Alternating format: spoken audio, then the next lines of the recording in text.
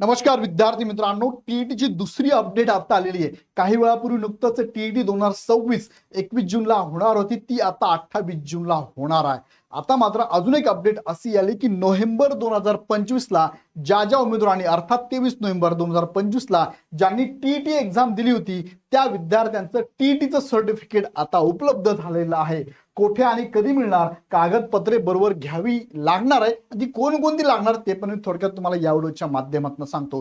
Video शेवटपर्यंत बघा आणि अशाच नवनवीन अपडेट वेळेवर तुम्हाला हवे असेल तर चॅनल सबस्क्राइब करून बेल आयकॉन क्लिक करून ठेवा आणि व्हिडिओ आवडला तर लाईक करून इतरांना पण शेअर करत चला आणि कमेंट बॉक्समध्ये आम्हाला कळवत पण चला। आता मुख्य मुद्द्याकडे घेऊन जातो, पण तत्पूर्वी एक प्रमोशनल ऍक्टिव्हिटी आहे। ज्या विद्यार्थ्यांना तुमचे मित्र असेल, तुमचे काही शाळेतले मित्र असेल किंवा शिक्षक असेल, त्यांच्यासाठी टीईटी फास्ट ट्रॅक बॅच जी 28 जूनला आता एक्झाम होणार आहे त्यासाठी ही बॅच अवेलेबल आहे। फक्त 799 रुपयात बॅच चालू झाली आहे। 28 जून पर्यंत व्हॅलिडिटी असेल आणि या बॅच मध्ये जुन्या विद्यार्थ्यांना 50% ऑफ, बाकी पिक्चर ॲज इट इज आहे। त्यानंतर सीटीटीची एक्झाम 6 सप्टेंबर 2026 ला असणार। 4 महिन्यात तयारी करायची असेल तर तुम्हाला इग्नाइट अकॅडमीची live plus record batch 18 May पासून चालू होते। तुम्हाला 6 महिन्याची व्हॅलिडिटी, या बॅच मध्ये ओल्ड विद्यार्थ्यांना 50% ऑफ आहे। विशेष सीटीची बॅच आपण हिंदी आणि इंग्लिश मध्ये शिकवणार आहोत, कारण हा पेपर हिंदी इंग्लिश मध्ये असतो। बाकीचे फीचर दोन्ही ठिकाणी सारखेच आहे। त्यासाठी ऍप डाउनलोड करा, लगेच बॅच जॉईन करा। जाऊया मुख्य मुद्द्याकडे। हे प्रमुख नोटिफिकेशन आलंय बघा, हे नोटिफिकेशन आहे 15 मे 2026 चं नोटिफिकेशन आहे। तुम्हाला डायरेक्ट नोटिफिकेशन कडे घेऊन जातो मी।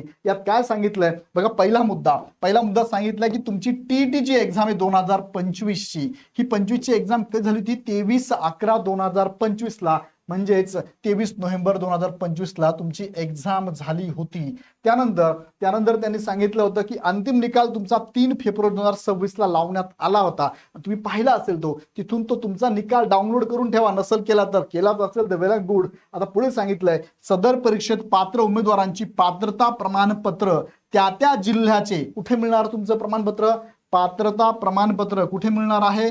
तर त्या जिल्ह्याचे शिक्षणाधिकारी, इथे मी लिहितो कुठे मिळणार आहे, त्या जिल्ह्याचे शिक्षणाधिकारी। आता तुम्ही ज्या जिल्ह्यातून फॉर्म भरला होता, ज्या जिल्ह्यात तुम्ही टीईटी एक्झाम दिली होती, त्याच जिल्ह्याचे शिक्षणाधिकारी ऑफिसला प्राथमिक शिक्षणाधिकारी, प्राथमिक जिल्हा परिषद और शिक्षण निरीक्षक मुंबई पश्चिम दक्षिण उत्तर, हे मुंबईसाठी आहे। बाकी तुम्ही जिल्ह्याचे शिक्षणाधिकारी ऑफिस प्राथमिकला जाऊन व्हिजिट करा। जिल्हा परिषदेचं ऑफिस बघा, जिल्हा परिषदेमध्ये शिक्षणाधिकारी प्राथमिकचं ऑफिस आहे, त्या ठिकाणी तुम्हाला मिळणार आहे। यांच्या कार्यालयाकडे देण्यात येत आहे। कुठे मिळणार आहे सांगितलं, कधी मिळणार आहे पुढे बघा, पुढचा पॅराग्राफ तोच आहे। शिक्षणाधिकारी प्राथमिक शिक्षण निरीक्षक मुंबई पश्चिम दक्षिण उत्तर यांचे कार्यालयात महाराष्ट्र शिक्षक पात्रता परीक्षा 2025 पात्र उमेदवारांच्या प्रमाणपत्राचे वाटप दिनांक कधीपासून आहे, इथे लिहितो मी कधीपासून कधीपर्यंत अवेलेबल आहे बरं, कधीपर्यंत? तर हे बघा 18 मे 2026, म्हणजे आजच्या डेटला विचार केला तर पुढच्या 2 दिवसानंतर हे वाटप चालू होणार आहे। 18 मे 2026 पासून 8 जून 2026 हा विचार केला तर जवळपास 11 3 14 आणि 8 जवळपास 22 दिवस वाटपाची प्रोसेस चालणार आहे।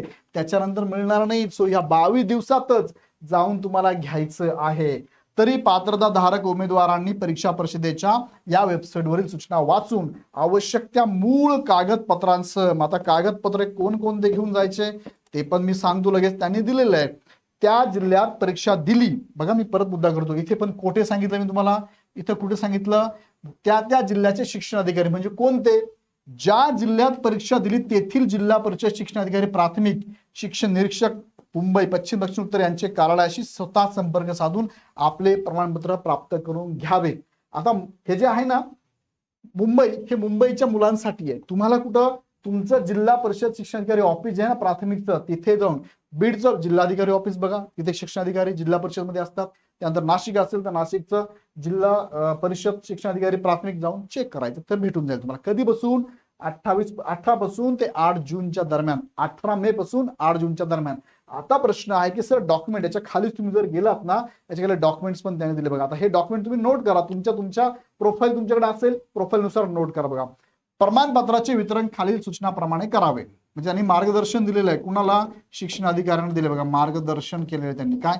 उमेदवारांनी खालील कागदपत्रे व प्रमाणपत्र यांच्या प्रती घेऊन महाराष्ट्र शिक्षण पात्रता परीक्षा परिषद प्रमाणपत्र घेण्यासाठी उपस्थित राहणे आवश्यक आहे, टीईटीचं प्रमाणपत्र घेण्यासाठी। कागदपत्रे व प्रमाणपत्रे यांच्या काय सांगितलंय प्रती. मग काय करा, इथे घेऊन जाताना ओरिजिनल एक सगळ्यांची प्रत असावी आणि एक झेरॉक्स असावी, जी की सेल्फ अटेस्टेड तुम्ही करून घेऊन जाणे. सेल्फ अटेस्टेड ओरिजिनल बरोबरच आहे तुमच्या. ओके, काय काय घेऊन जायचंय.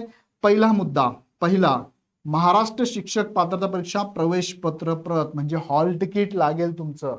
आहे तुमच्याकडे, यस असेल तुमच्याकडे, हॉल तिकीट तुम्हाला घेऊन जायचंय. पहिला मुद्दा. दुसरा मुद्दा आहे महाराष्ट्र शिक्षक पात्रता परीक्षा गुणपत्रिका प्रत. बघा निकाल लागला त्यावेळेस गुणपत्रिका आली होती, ती तुम्हाला लागणार आहे. तिसरं म्हणजे तुमचं डीएड गुणपत्रक किंवा किंवा म्हटलंय प्रमाणपत्र, दोघांपैकी एक चालेल. अथवा ज्यांचं बीएड झालं असेल त्यांचं बीएडचं उत्तीर्ण प्रमाणपत्र किंवा गुणपत्रक, दोघांपैकी एक. हे झालं तिसरं डॉक्युमेंट. कदाचित कोणाचं डीएड बीएड दोघही असेल, इथेच मी लिहितो चौथं डॉक्युमेंट, हे कंपल्सरी. नंतर आरक्षण प्रवर्गाचे जात प्रमाणपत्र, हे पाचवं डॉक्युमेंट. जर ओपन मध्ये असेल तर गरज नाही, पण ओपन इतर कॅटेगरीतनं फॉर्म भरला असेल तर कॅटेगरीचं फक्त सर्टिफिकेट लागतं, एनसीएल घेऊन जायची गरज नाही.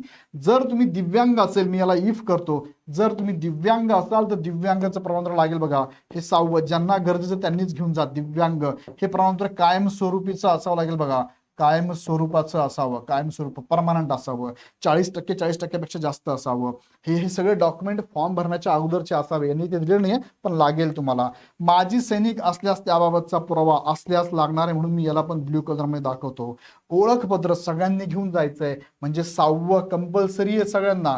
हे 6वं डॉक्युमेंट तुम्हाला बरोबर घेऊन जायचंय. बघा काय आहे 6वं, मी इथून 6वं केलं. इथे बघा ओळखपत्र, आधार कार्ड चालेल, पॅन कार्ड चालेल, ड्रायव्हिंग लायसन्स चालेल, निवडणूक ओळखपत्र चालेल.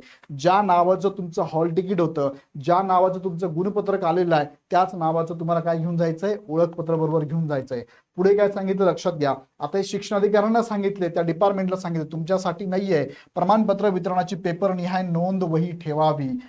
टीईटी 23/11/2025 चे पात्रता प्रमाणपत्र संबंधित उमेदवाराला वितरित करताना प्रमाणपत्राच्या मागील पृष्ठावर विद्यार्थ्याने शिक्षणाधिकारी प्राथमिक शिक्षण जे काय असेल ते त्यांच्या समक्ष स्वाक्षरी करणे आवश्यक आहे. म्हणजे तुमच्या प्रमाणपत्राच्या मागे शिक्षणाधिकाऱ्यांसमोर तुम्हाला सही करायची आहे. त्यांना सांगत आलंय तेच ते तुमच्याकडून सही करून घेतील आणि तुम्हाला देतील. त्यानुसार स्वाक्षरी घेऊन संबंधितांच्या प्रमाणपत्रांची खात्री करून शिक्षणाधिकारी यांनी प्रमाणपत्र वितरित करावे असं सांगितलंय. आणि शेवटचा मुद्दा त्यांनी सांगितलाय, पात्र परीक्षार्थींना शिक्षणाधिकारी प्राथमिक शिक्षण यांचे मार्फत प्रमाणपत्र प्राप्त न झाल्यास, आता काहींच्या बाबतीत असं होऊ शकतं, प्रमाणपत्र प्राप्त न झाल्यास त्यांनी काय करायचंय, शिक्षणाधिकारी प्राथमिक जे कोणी असेल ते यांना लेखी तक्रार नोंदवावी.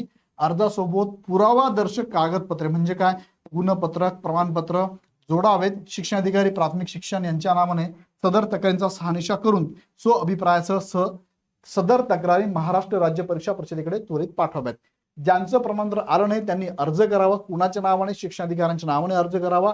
आणि त्या अर्जावर अपेक्षित असलेले जेवढे डॉक्युमेंट्स जे तुम्हाला मी वरती सांगितले त्याची झेरॉक्स कॉपी एक एक जोडून द्यावी. आणि मग त्या शिक्षणाधिकारी ऑफिसने काय करायचं, याच्यावरती शहानिशा करून महाराष्ट्र राज्य परीक्षा परिषदेकडे पाठवायचं. अशी एक महत्वाची अपडेट आहे. मला वाटतं तिन्ही गोष्टी मी तुम्हाला या व्हिडिओमध्ये सांगितल्या आहे. तुम्हाला काय काय सांगितलं, पहिला मुद्दा सांगितला, प्रमाणपत्र उपलब्ध झाले कधीपासून आहे, 18 मे पासून ते 8 जून पर्यंत हे अवेलेबल असणार आहे.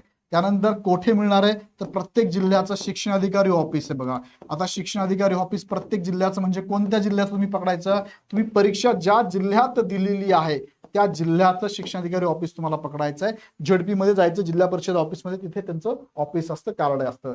कधी मिळणार आहे हे पण मी तुम्हाला सांगितलं, ह्या डेटला आहे. 22 दिवस तुम्हाला वेळ आहे. या 22 दिवसात कधी पण जाऊन घेऊन या. स्वतः उमेदवार लागेल, कारण तुम्हाला स्वतःला स्वाक्षरी करायची पाठीमागे, सो कुणालाही पाठवू नका, तुम्ही स्वतः जा. आणि पुढचा मुद्दा, कागदपत्रे कोणती लागणार आहे त्याची लिस्ट तुम्हाला दिली आहे. 6 कागदपत्रे कंपल्सरी सगळ्यांना लागतात. आणि 7वं कागदपत्र जे आहे ते इफ रिक्वायर्ड असेल त्यानुसार तुम्हाला घेऊन जायचं आहे. आता याबद्दल महत्वाची पीडीएफ ही तुम्हाला मी दाखवली आहे. यात काही शंका असेल तर कमेंट बॉक्समध्ये टाका. आणि शेवटी जाताना परत एक सांगतो, तुमचे कोणी मित्र असेल त्यांनाही सांगा, टीईटी 2026 ची डेट चेंज झालेली आहे, 28 जूनला असणार आहे. 21 जूनला नीटची एक्झाम असते, म्हणजे 28 जून झाली. त्यासाठी तयारीसाठी फास्ट ट्रॅक बॅच पण चालू झाली आहे. बॅच फक्त 800 रुपये आहे, जुन्या विद्यार्थ्यांना फक्त 400 रुपये आहे. लगेच जॉईन करा. जॉईन करण्यासाठी ऍप डाउनलोड करा किंवा काही शंका असल्या नंबरला कॉल करा. आणि असेच अपडेट बघण्यासाठी चॅनल सबस्क्राईब करून बेल आयकॉन क्लिक करा. व्हिडिओ आवडला तर लाईक करा, मित्रांना शेअर करा. पुन्हा व्हिडिओ आपण नेक्स्ट व्हिडिओमध्ये. धन्यवाद.